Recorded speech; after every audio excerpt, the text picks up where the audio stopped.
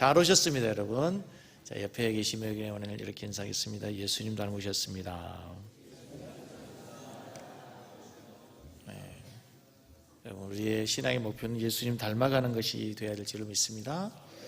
오늘도 말씀을 통해서 주의 음성이 들려지기를 원합니다. 당연하지만 베드로후서는 베드로가 쓴 두 번째 편지입니다. 베드로 전서가 쓰여지고 난 후 학자들은 3년에서 4년이 지난 후에 이 두 번째 편지가 쓰여졌을 것이라고 학자들은 이야기합니다. 3, 4년이 지난 동안에 오히려 박해가 심해졌습니다. 네로의 박해가 심해져서 거의 죽음을 불사하는 신앙의 상태가 되었습니다. 내우외환이라고 하죠. 외적으로는 네로의 박해가 심해졌고 내적으로는 교회에 이단들이 들어왔습니다. 그래서 신앙들이 흔들리고 무너지고 있는 모습을 보면서 이제 마지막 그 죽음을 앞에 두고 본능적으로 자기의 마지막이 다가오고 있다는 사실을 알고 있는 이 베드로 사도는 믿음의 후배들에게, 이 땅에 남겨진 성도들에게 정말 마지막 권면을 하고 싶은 거예요.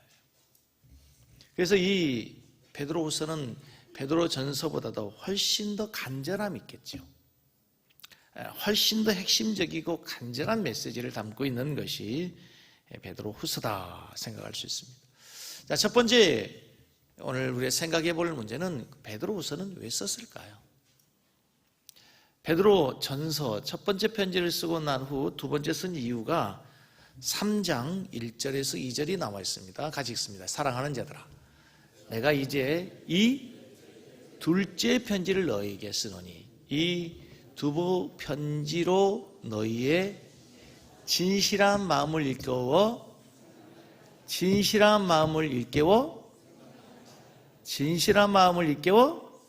생각나게 하고, 곧 거룩한 선지자들이 예언한 말씀과 주 대신 그주께서, 같이 읽어요. 주 대신 그리스도, 주 대신 그주께서 너희의 사도들로 말미암아 명한 것을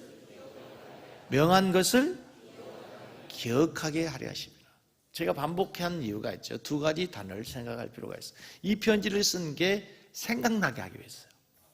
이 편지를 쓴 것을 기억나게 하기 위해서 쓴대요. 두 번째 편지를 읽으면서 이 편지를 읽는 성도들이 주님의 말씀이 생각나고 주님의 말씀이 다시 기억나도록 하기 위해서 이 편지를 쓴다는 거예요. 사는 성도 여러분, 사실은 목사의 설교의 목표도 동일합니다. 이 하나님의 말씀을 여러분에게 들려줌으로써 주의 말씀이 다시 생각나는 거예요. 주님의 말씀이 여러분들에게 부탁하신 그 진실한 주님의 말씀이 다시 기억나도록 하는 것이 설교의 목표라는 사실을 믿으시기 바랍니다. 설교자는 설교 시간에 설교자의 생각을, 그리고 설교자의 사상을 전하는 시간이 아닙니다. 설교자는 철저하게 기록된 하나님의 말씀을 통해서 하나님의 말씀이 생각나고 하나님이 보여지고, 아멘? 주님께서 우리에게 부탁하신 말씀이 기억되도록 하기 위해서 하나님 말씀을 전해야 될 줄로 믿습니다. 오늘 저의 설교가 그랬으면 좋겠어요. 오늘 저희 설교를 통해서 여러분 다시 주의 말씀이 생각나고 주의 말씀이 기억되는 시간이 되기를 원합니다. 제가 주목하고 싶은, 강조하고 싶은 동사 하나가 있습니다. 오늘 본문 말씀에 보면 일깨워라는 단어입니다. 오늘 본문 말씀 3장 1절 말씀을 다시 보시면, 3장 1절 말씀을 한번 띄워줘 보세요. 3장 1절 말씀을 보시면, 사랑하는 자들아, 내가 이제 이 둘째 편지를 너희에게 쓰노니 이 편지로 너희의 진실한 마음을 어떻게 해서 일깨워서 생각나게 하는 거예요. 일깨워라는 단어는 원래는 자극하다라는 뜻이에요. 그러니까 뭔가를 일깨운다, 잠자는 사람을 깨우기 위해서는 어떻게 해야 되죠? 자극을 줘야 되잖아. 소리를 지르든지, 그렇죠? 아니면 흔들어 주든지. 우리 어떤 목사님은 사모님을 깨울 때 그 옛날에 그 사모님 아버지가 이렇게 다리를 주물러 주셨대요. 그렇다고 이제 어떻게 감히 이름을 부르고 소리를 지르냐. 그래서 다리를 주물러 준다고. 네. 앞으로 아내들을 깨우실 때는 여러분 함부로 소리를 지르면 안 됩니다. 다리를 주물러서 일깨워 주시기 바랍니다. 일깨운다는 말은 무슨 말이에요? 자극을 준다는 거예요. 자극을 준다는 거예요. 여러분들에게 하나님의 말씀을 통해서 여러분들이 새로운 깨우침을 얻기 위해서는 자극이 돼야 되는 자극이에요. 하나님의 말씀으로 자극이 돼요. 성경에서 놀라운 말씀은 말씀을 듣는 자들이 때로는 마음에 찔림을 받는다 그러잖아요. 근데 찔림을 받을 때 두 종류가 있어요. 이를 갈린다. 그렇죠? 스데반의 설교를 듣는 이 유대인들이 이를 갈았어요. 찔림을 받았으면 두 번째는 뭐 해야 되죠? 회개해야 되죠.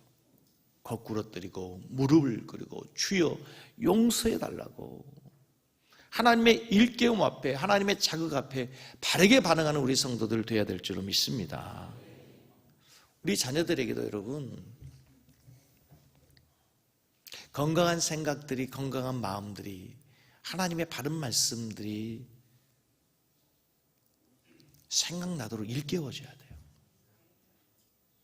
그러니까 사람은 다시 말씀드리지만 절대로 잔소리로 변화되지 않습니다. 잔소리로 변화될 것 같으면 진작 변했어 우리가. 잔소리로 변화되지 않아요.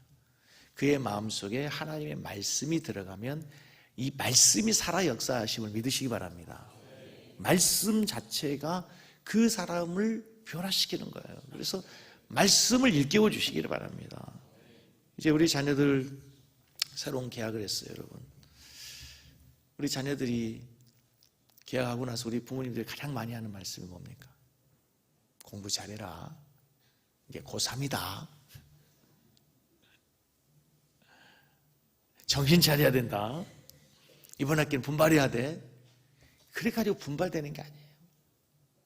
뭐 해야 되고요? 일깨워줘야 된다니까. 일깨워줘야 돼. 말씀으로 자극을 줘야 돼. 너는 하나님의 자녀야. 하나님 너를 기대하실 거야. 하나님 너와 함께 하실 거야. 요 3명 갖다 놔야 된다니까. 아멘 무대. 그럼 아멘 했을 건데.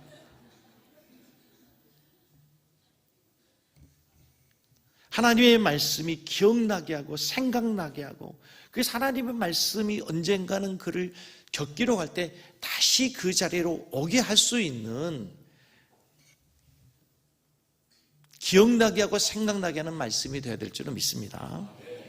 그런데 때로는 여러분, 도로 표지판 한번 보여주시면 하나님의 말씀을 전하는 전달자가 완전해서 깨끗한 표지판으로 이렇게 안내를 하면 얼마나 좋겠어요. 지금 어디로 가라는 얘기 아니죠. 직진하면 성수대교 잠수대교로 가고, 오른쪽으로 가면 경부고속도로를 탄다. 누구 봐도 알 수 있잖아요. 그런데 두 번째 표지판을 보여주시면 때로는 말씀을 전달하는 전달자 스피커가 불완전할 수 있어요. 이게 좀 찌그러질 수가 있단 말이죠. 여러분, 말씀을 전달하는 전달자가 선명하면 좋은데 때로는 구겨질 수도 있고 찢어질 수도 있어요. 근데 여러분 잘 들으십시오. 그 구깃구깃해지고 저게 찌그러졌다고 해서 저기에 써져 있는 내용이 변한 것은 아니에요. 저기에 써져 있는 내용을 무시하면 안 된단 말이에요. 사람들이 가끔 얘기해요. 목회자들의 삶이 구겨졌다고. 목사들의 삶이 틀렸다고 손가락질 할 때가 있어요. 그래요. 죄송해요. 너무 죄송해요, 제가.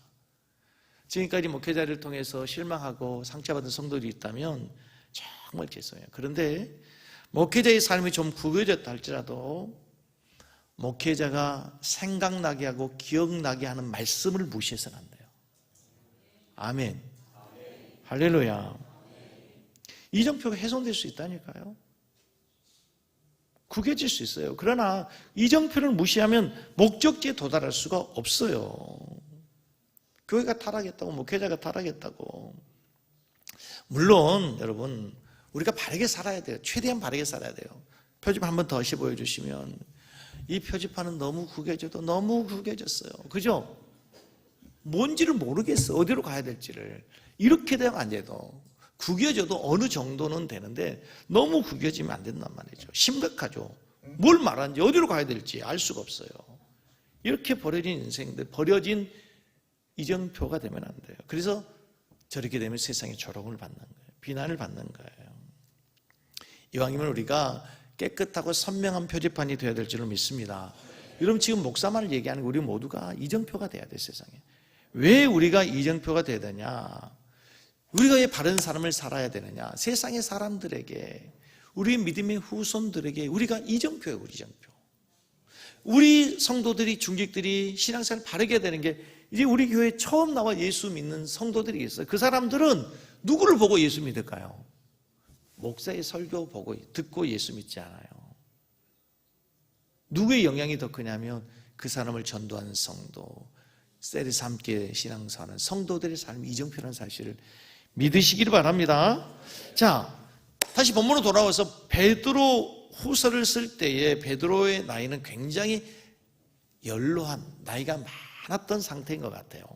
1장 13절과 15절을 한번 보시면 이렇게 되어 있어요. 같이 읽습니다. 내가 이 장막에 있을 동안에 너희를 일깨워 또 생각나게 한다잖아요. 생각나게 함이 옳은 줄로 여기노니 이는 우리 주 예수 그리스도께서 내게 지시한 것 같이 나도 장막이 벗어날 것이 임박할 줄 아는, 장막이 벗어날 것을 다시 보여주시면, 장막이 벗어날 것을 임박할 줄 안다는 말은 무슨 말이에요? 이 세상을 지금 떠날 날이 얼마 남지 않았다는 얘기예요. 내가 힘써 너희로 하여금 내가 떠난 후에라도, 이 세상을 떠난 후에라도 어느 때나 이런 것을 뭐하게? 계속해서 생각나게 한다, 생각나게 한다를 반복하고 있죠. 그렇죠? 지금 베드로 사도는 자신이 이 세상을 떠나야 된다는, 다시 말하면 이 세상에서 죽게 될 것을 본능적으로 지금 직감하고 있어요. 내가 이 세상을 떠난 후에라도 어느 때라도 너희들은 생각나야 된다, 생각나야 된다. 내가 너희에게 분부한, 내가 너희에게 전한 하나님의 말씀이 생각나도록 하기 위해서 이 편지를 쓴다는 거예요. 언제 쓰고 있어요 지금? 죽음이 임박한데. 근데 사랑하는 성도 여러분, 같은 말을 해도요, 어디서 하느냐에 따라서 같은 사람이 같은 말을 해도 전혀 느낌이 다를 수 있어요. 여러분, 아버지하고 대화하는데 산책하다가 카페에서 차를 마시다가 하는 말과 병상에서 마지막 임종을 앞에 두고 한 말은 무게가 달라요. 받아들이는 태도가 달라요. 그 말을 하는 아버지의 마음도 다를 거예요. 지금 베드로를 연상해 보세요. 베드로가 지금 어디에 있다고요? 마지막 죽음이 임박했음을 알아야지. 내가 곧 내 장막이 떠날 것이라고 하잖아요. 그러니까 이 말씀은 베드로의 유언과도 같은 말씀이에요. 유언과도. 사랑하는 성도 여러분, 혹시 우리 성도님들 누군가에게 유언을 들어본 적이 있으시나요? 제가 설교를 준비하면서 제가 교회를 개척하고 나서 한 3년쯤 됐을 때 저희 교회 성도님 아버님이, 집사님 아버님이 서울에서 목회하시고 은퇴하신 우리 교단의 목사님이셨어요. 우리 교단의 목사님들 중에서도 굉장히 영향력이 있는 큰 교회에 우리 총회 일을 많이 하시는 그런 목사님이셨어요. 그 목사님께서 저희 교회 몇 번 나오시고 이렇게 하시다가 이제 마지막 임종 예배를 저에게 들려달라는 거예요. 제가 그때 이제 한 35세 정도, 35 정도 됐을 때 이제 그 원로 목사님 임종 예배를 병원을 간 거예요. 근데 이제 어느 한 부분의 장기가 이제 좋지 않아서 마지막 준비하라 해서 이제 제가 갔는데 정신은 너무 멀쩡하신 거예요.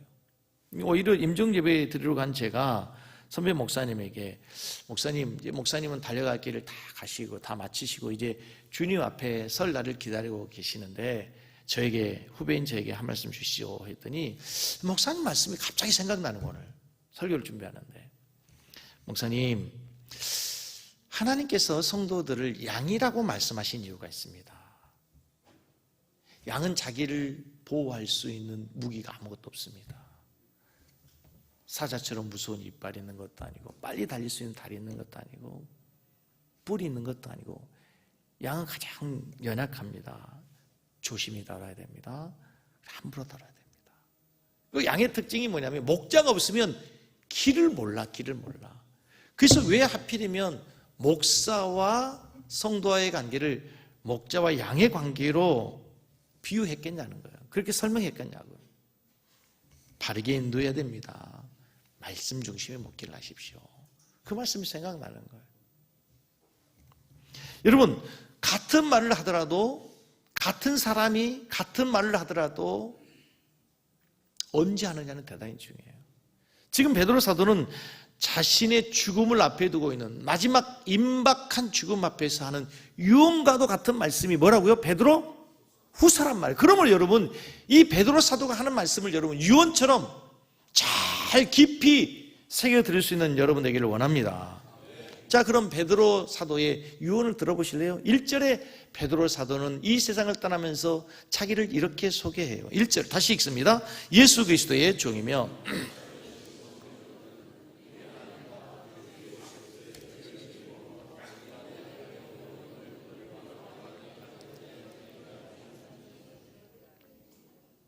참 하나 되기는 참 어렵습니다. 한 절 읽는데도. 여러분, 혹시 베드로전서 1장 강의하면서 제가 이 베드로 사도가 자기를 소개하는 이 내용 설명했는데 기억나시나요? 네, 했어요. 제가 분명히 했습니다. 근데 베드로 사도는 오늘 자기 자신을 영광스럽게 네 개로 소개합니다. 예수 그리스도의 종, 사도, 시몬, 베드로 이렇게 소개합니다. 근데 사실은 이 베드로는 이렇게 소개할 수 있는 사람이 아니죠. 베드로는 원래 이렇게밖에 소개할 수 없는 거예요. 갈릴리 어부 시몬입니다. 그렇죠. 갈릴리에서 어부의 아들로 태어나서 그물질하던 어부 시몬입니다 라고 소개할 수밖에 없는 이 시몬이 오늘 예수님을 만나서 소개가 바뀐 거예요. 근데 잘 보시면 오늘 이 명칭에 순서가 있어요. 이 원래의 베드로의 이름은 시몬이에요. 시몬. 시몬이 뭐가 된 거죠? 베드로가 된 거예요. 베드로가 되고 나서 예수님의 종이 되고 사도가 된 거예요. 그런데 보십시오. 뜻이 있어요. 시몬이라고 하는 뜻은 뭐죠?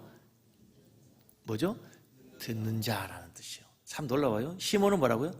듣는 자라는 뜻이 있어요. 근데 베드로는 여러분 아신 것처럼 페트라, 반석이라는 뜻이에요.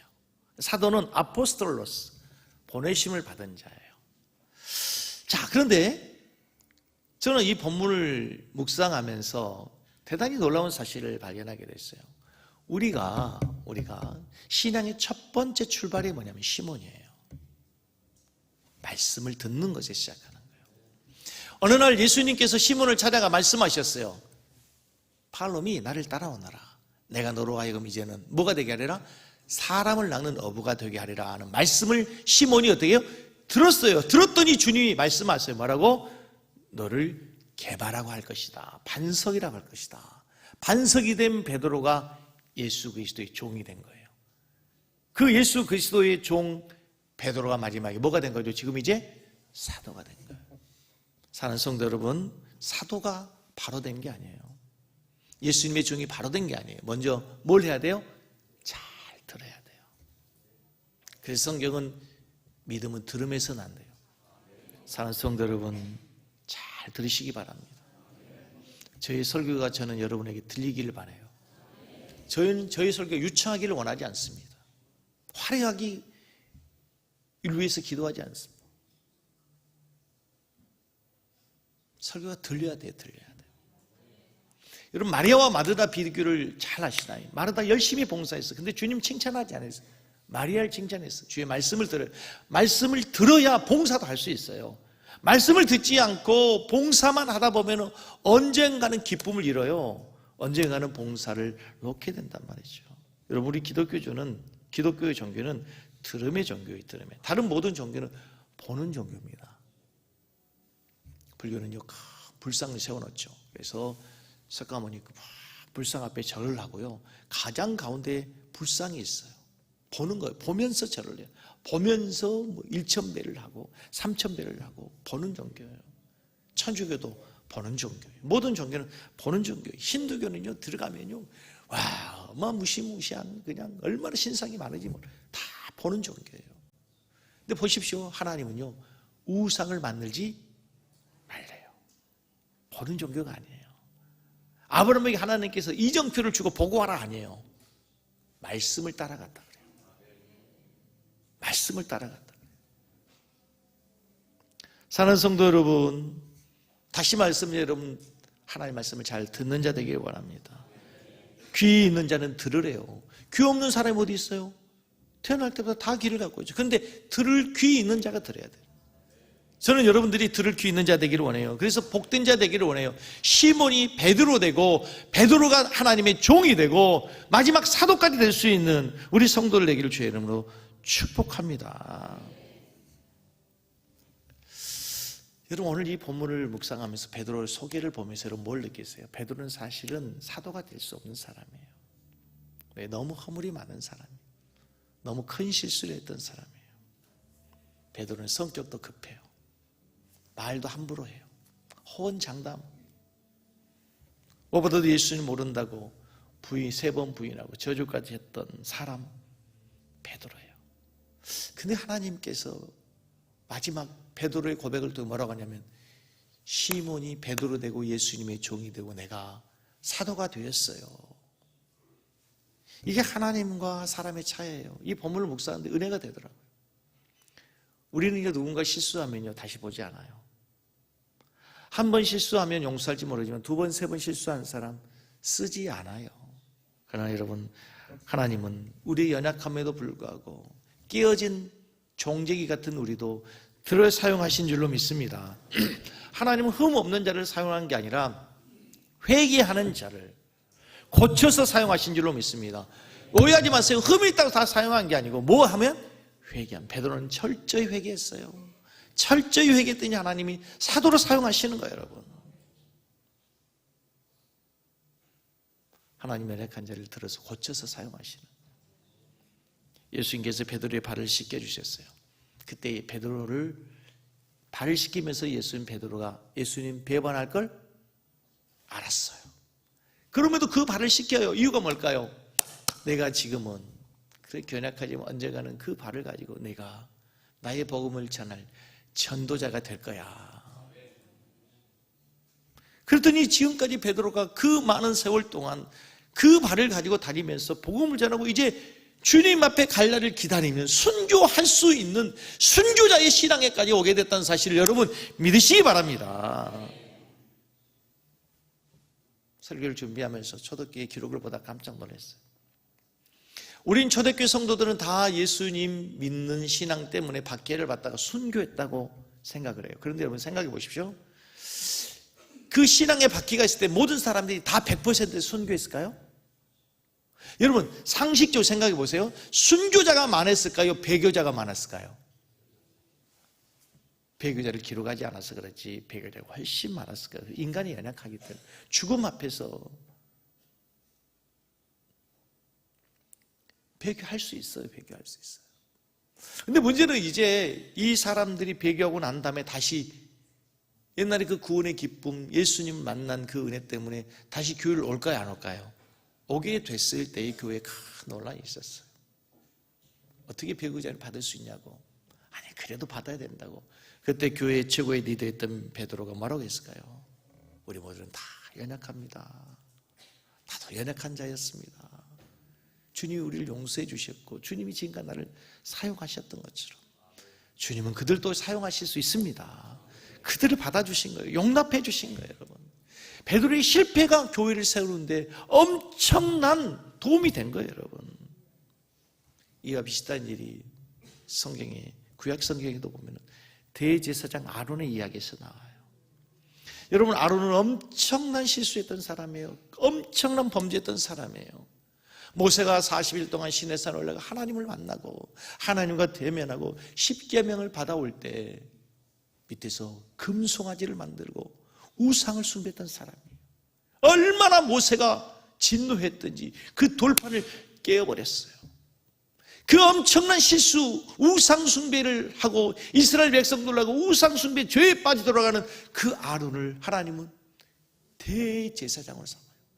이스라엘의 유일무이한 오직 한 사람 대제사장, 가장 위대한 대제사로 그를 삼는단 말이에요. 그런데 대제사장이 하는 일이 뭐예요? 모든 백성들의 죄를 가지고 하나님 앞에 나가서 중보하는 자예요. 여러분 생각해 보십시오. 아론이 실수한 적이 없고 거룩하고 깨끗한 일이었다면 백성들이 죄를 가지고 나올 때 정죄했을 거라. 그러고도 어떻게 감히 하나님 앞에 나올 수 있냐고. 내가 그러고도 하나님의 사람이냐고. 어쩌면 정죄하고 꾸중하고 책망했을 수도 있단 말이죠. 그러나 아론은 누구도 정죄할 수 없는 사람. 누가 무슨 죄를 어떤 죄를 가지고 오더라도 다 용납하고 받아들일 수밖에 없는 사람이에요. 누구의 죄도 너무 커서 받아들일 수 없다고 거부할 수 없는 사람. 내가 하나님 앞에 가장 커다란 죄, 가장 무서운 죄를 지었음에도 불구하고 용서받은 그 은혜 때문에 베드로 사도, 아론은 그들 다 용납하고 그들의 죄를 짊어지고 하나님 앞에 가서 중보할 수밖에 없다는 사실을 믿으시기 바랍니다. 이게 비밀이에요. 이게 비밀. 이게 하나님의 은혜예요. 이게 하나님의 방법이에요. 하나님의 법칙이란 말이에요. 교회는 그런 것이에요, 여러분. 예수님께서 우리를 용서하셔서 우리를 이곳에 모이게 하셨어요. 그래서 우리는 그 누구에게도 함부로 정죄할 수 없어요. 그래서 오늘 성경에 보면은요, 베드로 사도가 오늘 1장 1절에서부터 4절까지 가장 강조된 단어, 반복된 단어가 하나 있네요. 뭘까요? 한번 찾아보시겠어요? 뭘까요? 내 눈에는 보이는데 1절 말씀에 보면 우리 하나님과 보이셨어요? 마지막에 보면은 우리와 함께라는 단어 보셨어요? 2절 보면 우리 주 예수를 알므로, 3절 말씀에 보면은 우리를 부르신 이를 알므로, 4절 말씀에도 우리라는 단어가 나와요. 계속해서 우리라는 단어가 나와요. 베드로는 놀라운 사실을 알게 된 거예요. 예수 믿는 순간 우리는, 성도는 하나님을 아버지라고 불러요. 근데 나의 아버지이기도 하지만 우리 아버지라고 불러요. 1절 말씀 보면은 예수 그리스도의 종이며 사도인 시몬 베드로는 우리 하나님이라고 그러죠. 나의 하나님이 아니에요. 그리고 하나님께서 주신 예수 그리스도를 힘입어 동일하게 보배로운 믿음을 우리가 함께 받는데요. 함께 받는데요. 사랑하는 성도 여러분, 타락한 인간은 철저히 개인주의입니다. 여러분, 세상을 보십시오. 지금 현대인들은 철저한 개인주의입니다. 철저한 이기주의입니다. 심지어는요, 자녀들이 조금만 성장하면 부모하고도 살기를 싫어해요. 거북해요. 그래서 혼자 살아요. 그래서 혼밥이 유행한다지 않습니까? 철저한 개인주의예요. 철저한 이기주의예요. 그러나 여러분 기억하십시오. 우리가 예수를 믿는 순간 우리는 공동체라는 사실을 믿으시기 바랍니다. 하나님을 아버지로, 우리 모두가 그리스도 안에서 한 형제요 지체가 된다는 사실을 믿으시기 바랍니다. 그래서 이 놀라운 하나님의 은혜를 받은 우리에게 하나님께서는 동일하게 우리에게 보배로운 믿음을 함께 받도록 하시는 거예요. 교회의 비밀이 뭔지 아시죠, 여러분? 공동체라는 거죠. 교회란 개인이 아니고 그리스도인들의 모임, 연합 공동체예요.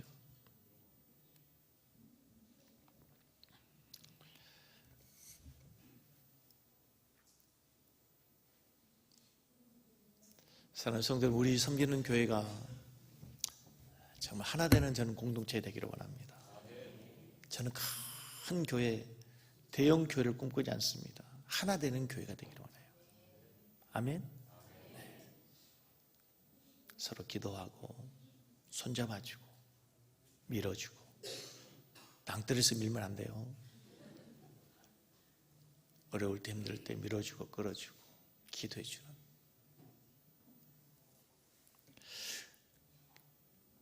오늘 본문을 다시 보십시오, 여러분. 이 보배로운 믿음을 누가 받죠? 누가 받죠? 우리가 받는데 1절 말씀 보면은 예수 그리스도의 의를 힘입어서, 예수 그리스도의 의를 힘입어서 동일하게 보배로운 믿음을 우리가 함께 받는 거죠. 그러니까 이 보배로운 믿음을 받을 수 있는 자는 그리스도의 의를 힘입은 자들이에요. 자, 저를 보세요. 대단히 중요한 신학적인 용어인데요. 우리는 의로운 자입니까?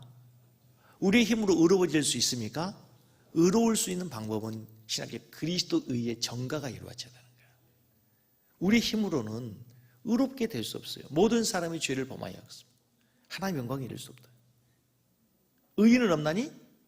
하나도 없어요. 근데요, 참 재미있는 사실을 알았어요. 책 한 권 보여줘 보세요. 여러분 기회 있으면 이 책 한번 보세요. 한자에 담긴 성경이 한자예요. 성경의 놀라운 비밀의 이야기들이 굉장히 많다는 것을 알았어요. 그 인터넷에 한번 쳐서 이따가 심심할 때 한번 보셔도 좋은데요. 셀 예배 때도 한번 보세요. 그러면요, 여기 놀라운 성경의 비밀들이 한자에 숨겨져 있는 것을 알았어요. 이게 어떻게 된 건지 그 근원은 알 수 없지만, 여러분 의자 한번 보세요. 오를 의자가 뭐냐면요, 의롭다 할 때 오를 의자가 어떻게 되냐면 위에 양양자에 나자입니다. 근데 내가 어떻게 의로워질 수가 있어요? 뭐가 있어요? 이게 한자는 뜻글자잖아요. 어떻게 의롭게 되는가를 위에 양이 있어야 된다는데, 이게 어떻게 설명이 가능해요? 성경에 있는 예수님, 어린 양 대신 예수님 외에는 해석할 방법이 없어요. 그 표정은 뭐예요, 도대체?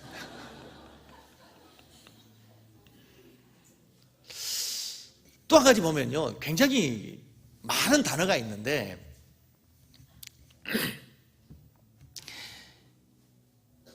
금할 금자를 한번 보여주시면, 금하다 할 때, 이 금할 금자는 이제 수풀림에다가 볼식이죠. 근데 수풀림 나무 두 개가 있잖아요. 이게 금하다, 최초의 금한 게 뭐냐면, 아담과 하와에게 에덴 동산에서 두 나무가 있었잖아요. 생명나무와 선악과가 있고 하나님이 보시면서 금한 거잖아요. 근데 금할 금자가 왜 수풀 임자에다가 볼시가 됐는지 설명이 불가능한데 창세기로 가면 너무 분명한 거예요. 더 놀라운, 저는 이게 제일 놀랍더라고요. 여러분, 배선자, 젊은 사람들은 요즘 한문을 인수하지 않는데 이 백의 배선자죠. 물론 배주자 플러스 8팔의 입구. 설명해 보세요.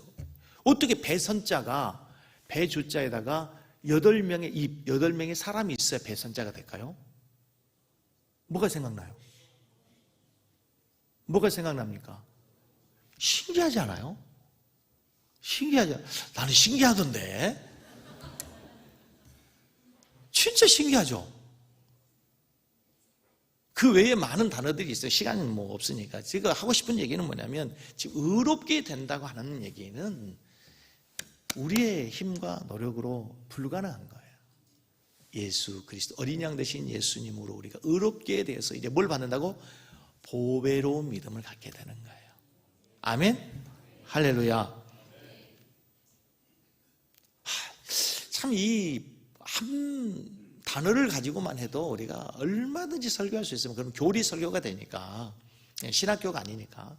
자, 오늘 이제 설교의 가장 중요한 핵심이 이제부터 나와요. 2절과 3절 말씀에 반복되는 단어가 또 있어요. 여러분 저 좀 보세요. 성경을 읽고 묵상, 큐티할 때 가장 유심히 살펴야 될 것 중에 하나가 뭐냐, 묵상하면서 반복된 단어가 없는가예요. 단어가 반복되는 얘기는 뭐예요? 강조예요, 강조. 중요하다. 반복되는 얘기는 강조하고 있다는 거예요. 자, 2절 말씀에 하나님과 우리 주 예수를 뭐함으로? 알므로. 예수를 알므로 은혜와 평강이 너에게 돼. 예수를 알아야 은혜와 평강이 우리에게 주어진대요.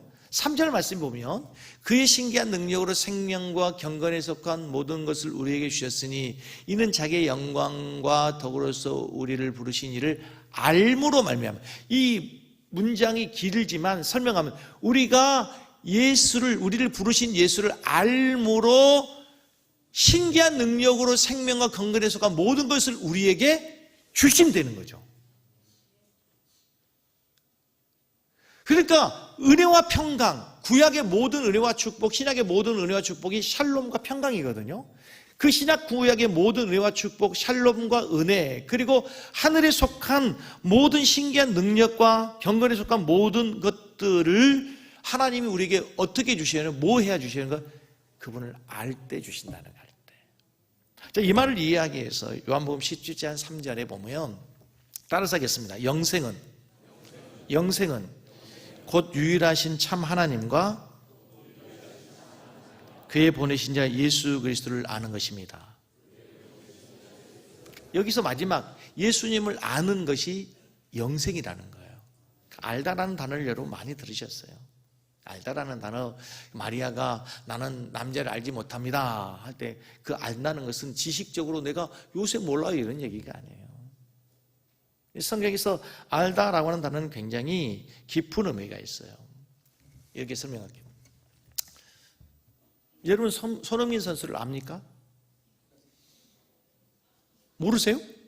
손흥민 선수를 알아요. 근데 몰라요. 그렇죠? 이름 알고 축구 선수인지 알고 어디 소속됐는지 알고 뭐 나이 그래 뭐 주특기 취미 뭐 이런 정도는 알지만 그를 진짜 아는 건 뭐냐면 만나가지고 기회가 된다면 차 한잔 마시면서 그 사람과 깊이 얘기하고 그 다음날 또 만나고 또 만나고 또 만나서 계속 만나다 보면 어떻게 해요? 진짜 알게 되는 거죠. 진짜 알게 되는 거예요. 여러분 우리가 하나님을 알아요. 하나님 아시죠? 근데 이 아는 지식의 깊이가 차이가 있어요. 처음 예수 믿는 사람 5년, 10년 예수 믿는 사람. 근데 신앙의 연륜이 깊다고 해서 하나님을 많이 아는 게 아니에요. 하나님을 많이 알고 깊이 아는 방법은 뭐예요? 자주 만나는 거예요. 자주 만나는 거예요. 자주 대화하는 거예요. 사랑하는 성도 여러분, 여러분의 꿈은 무엇이에요? 여러분의 기도는 무엇이에요? 돈 버는 겁니까? 벼락을 맞아도 한번 돈벼락 맞아보고 싶으세요?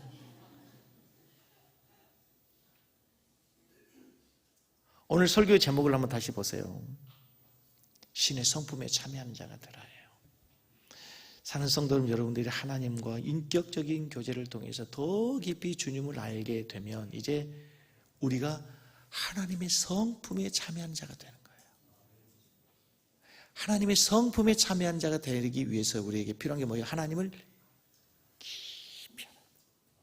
하나님을 깊이 알아야 돼요. 하나님을 더 깊이 알아야 돼요. 성도의 특권이 뭡니까? 하나님을 아는 거예요. 하나님을 더 깊이 아는 거예요.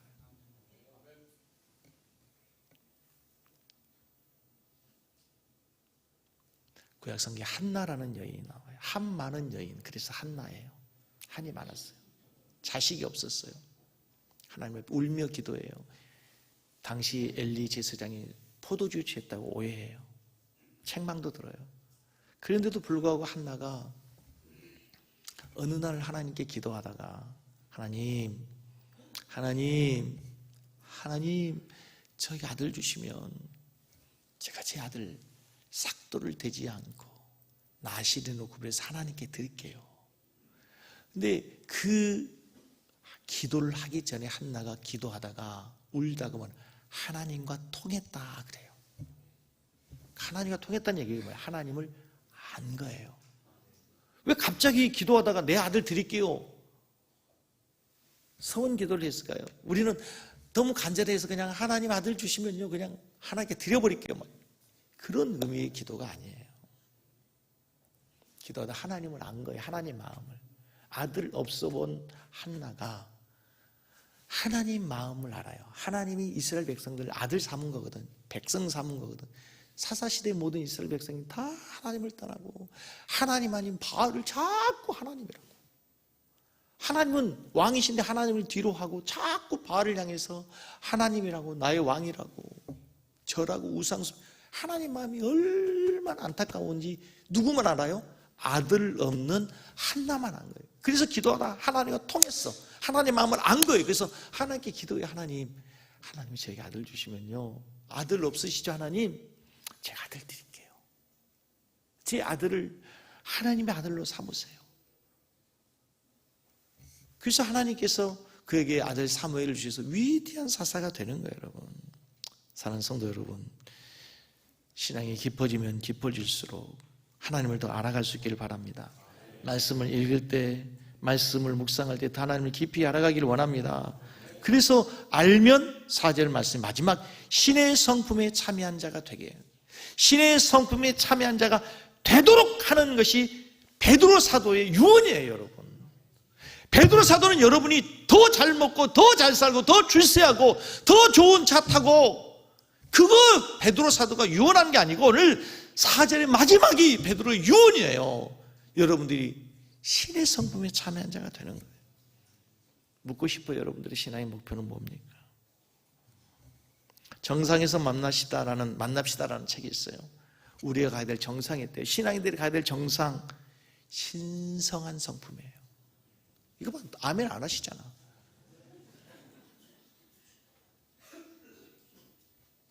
하나님의 거룩한 성품을 닮아가는 우리 성도들의 삶이 되고 그것이 우리의 목표가 되기를 주의 이름 축복합니다.